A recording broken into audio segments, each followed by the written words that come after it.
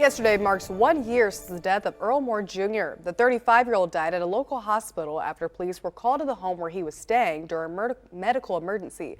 When officers arrived, they requested EMS. Peggy Finley and Peter Cadigan responded from Lifestar Ambulance Service. They're now charged with first-degree murder after facing Moore face down on a stretcher.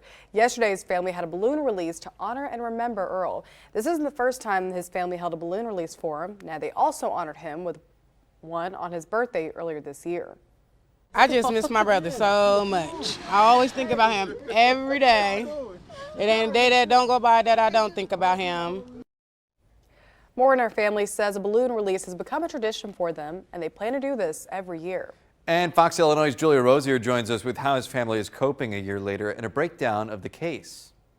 On December 18, 2022 at 1:59 a.m., Springfield police received a call to the 1100 block of North 11th Street. The original dispatch call indicated there were multiple. After police arrived, one individual said there were no weapons in the home and that Moore was hallucinating due to alcohol withdrawals. At 2:07 a.m., the SPD officers called for an ambulance for Moore. 10 minutes later, EMS workers from Lifestar Ambulance Service, Peggy Finley and Peter Cadigan, arrived at the home. The officers' body camera footage showed Finley speaking harshly with Moore. You know what? I am not playing.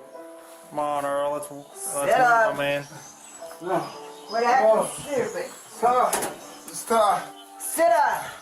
Sit up now. The officers then helped Moore outside to the stretcher where he was strapped face down and put in the ambulance. Moore was pronounced dead at HSHS St. John's Hospital at 3:14 a.m. Officials say Moore died of compression and positional asphyxia. On January 9th, 2023, Cadigan and Finley were arrested and charged with first-degree murder by former state's attorney Dan Wright. Bond was set for both at $1 million. Prosecutors argued that Cadigan and Finley knew that placing Moore in the prone position and tightening the straps against his back would create a, quote, substantial probability of grave bodily harm or death. Just days later, civil rights attorney Ben Crump and Bob Hilliard were retained by Moore's family for a civil lawsuit against Finley, Cadigan, and Lifestar Ambulance Service.